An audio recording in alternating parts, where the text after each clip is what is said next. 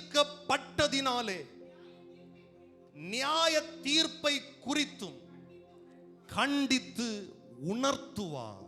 அல்லேலூயா. சத்தமாய் சொல்லுங்கள் அல்லேலூயா. ஆமென். சரியா இன்னும் 40 நிமிஷம். ஆமென். எல்லாரும் கொஞ்சம் கவனத்தை திருப்பி சரியான விதத்தில் இந்த வார்த்தைகளை கவனிக்க உங்கள் யாவரையும் நான் அன்போடு கேட்டுக்கொள்கிறேன். கடந்த 4 வாரங்களாக பரிசுத்த ஆவியானவரை குறித்து 4-5 வாரங்களாக பெந்தேகோஸ்தே ஞாயிறு அன்றிலிருந்து நாம் பரிசுத்த ஆவியானவரை குறித்து தியானிக்கிறோம். வேதாகமம் முழுவதிலும் பரிசுத்த ஆவியானவரை குறித்து அநேக பகுதிகள் இருக்கிறது. அதில் விசேஷமாய் மிக முக்கியமான பகுதி இயேசு பரிசுத்த ஆவியானவரை குறித்து சொன்ன பகுதியை நாம் தியானித்து வருகிறோம். பரிசுத்த ஆவியானவர் என்பவர் நான் ஏற்கனவே சொன்னது போல சாதாரணமான ஒரு வல்லமை மாத்திரம் அல்ல. இப்போ பாருங்க, இங்கெல்லாம் எலக்ட்ரிசிட்டி இருக்குல்ல, அதுக்கு ஒரு பவர் இருக்கு. சுவிட்ச் போட்டா லைட்டு எரியுது. பல்பை கலட்டி கீழே வச்சுட்டு அந்த ஹோல்டருக்குள்ள சுவிட்சை போட்டுட்டு கையை விட்டு பார்த்தா என்ன ஆகும்? சொல்லுங்க. ஷாக் அடிக்கும்.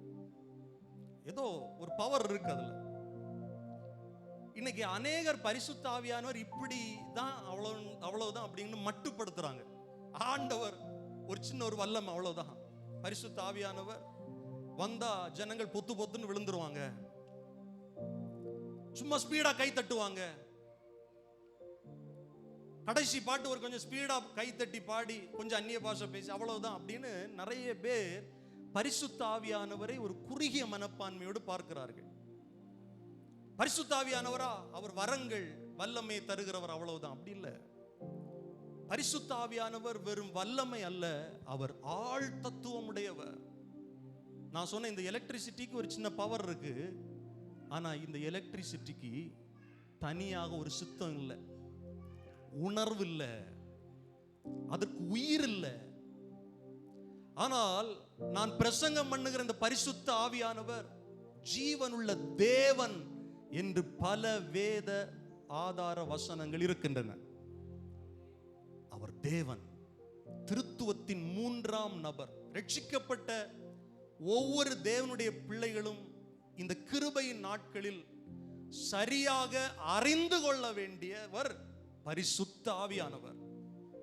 அதுல ஒரு சின்ன ஒரு காரியத்தை தான் உங்களுக்கு நான் போதிச்சுட்டு இருக்கிறேன். அவருடைய ஒரு செயல்பாடு உணர்த்துகிறவர். ஆமென். உணர்வடைய செய்கிறவர். நிறைய செயல்பாடு பைபிள் சொல்ல நம்ம பாடுறது போல அவர் முத்திரிக்கிறார்.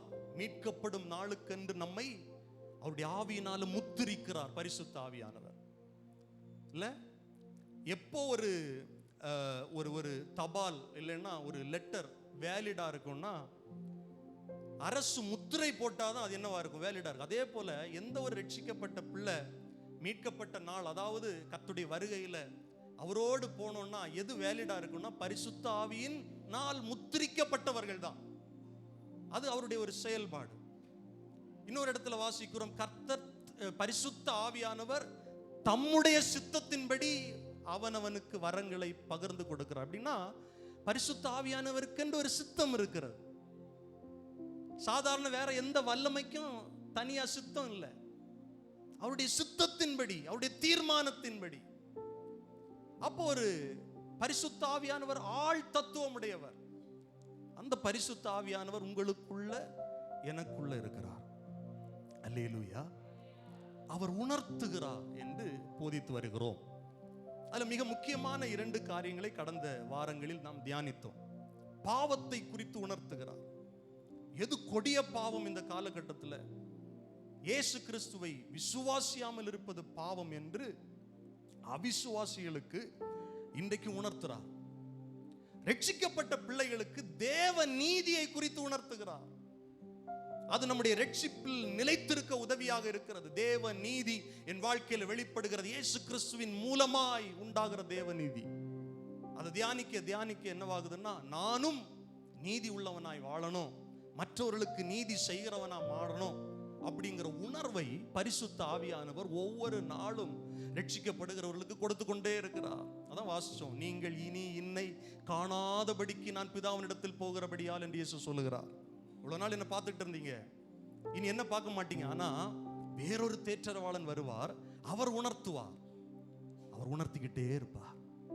ஹல்லேலூயா.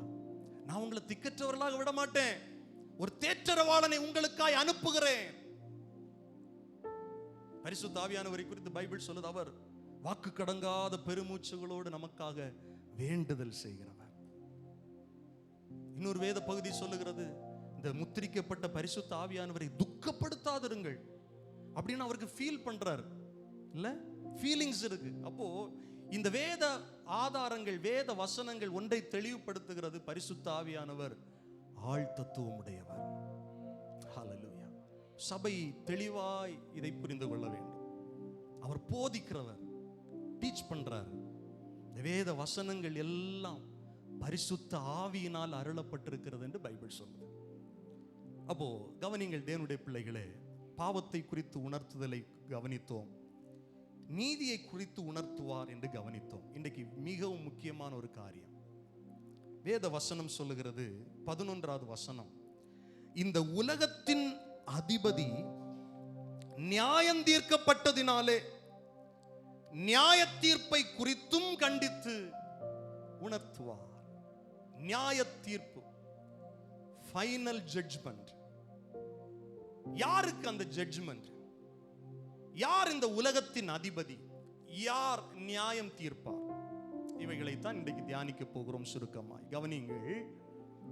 இந்த பரிசுத்த ஆவியானவரை குறித்து படித்துக் கொண்டிருக்கிறோம். ஆனால் நம்முடைய மெசேஜில் மேக்சிமம் எல்லாமே இயேசு கிறிஸ்துவை குறித்து ஹைலைட் பண்ணி இந்த பிரசங்கங்கள் இருக்கும். ஏன்னா ஒரு மனிதனுக்குள்ள பரிசுத்த ஆவியின் நிறைவு இருந்தா அவன் இயேசுவைத்தான் மேன்மைப்படுத்துவான். ஏன்னா பைபிள் என்ன சொல்லுதுன்னா, அவர் சுயமாய் பேச மாட்டார். யாரு? பரிசுத்த ஆவியானவர். தாம் கேள்விப்பட்டவைகளை உங்களுக்கு அறிவிப்பார், என்னை குறித்து சாட்சி கொடுப்பார் என்று இயேசு சொன்னார்.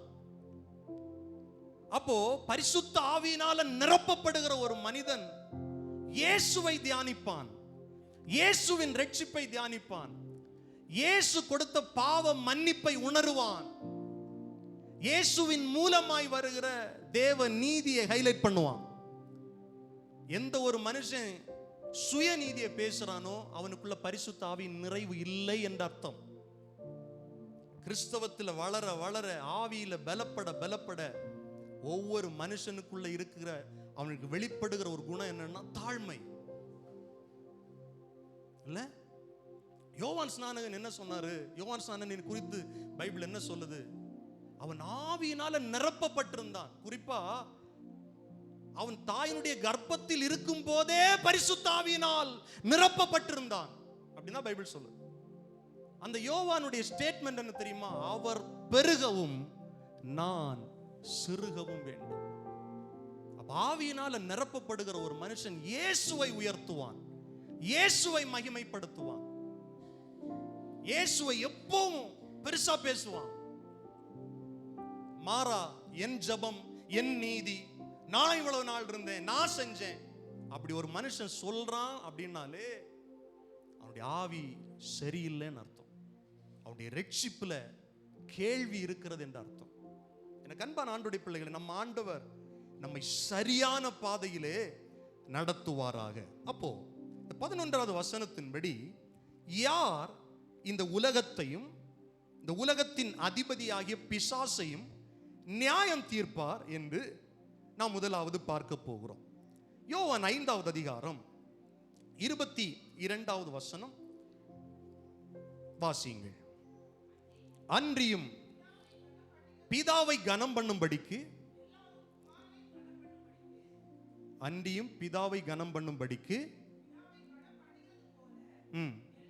எல்லாரும்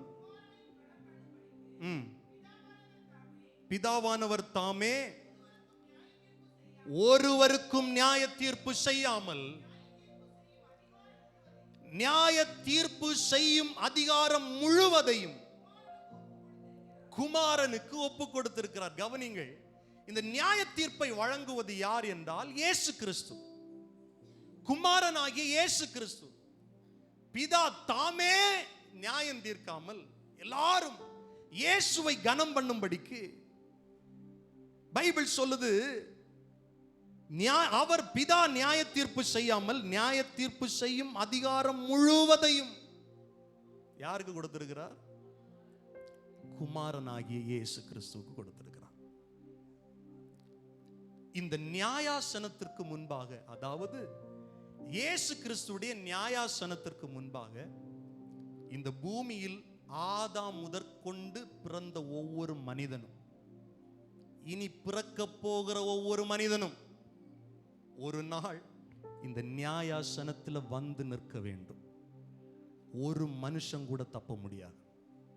எல்லாரும் அந்த நியாயாசனத்திற்கு முன்பாக நிற்க வேண்டும்.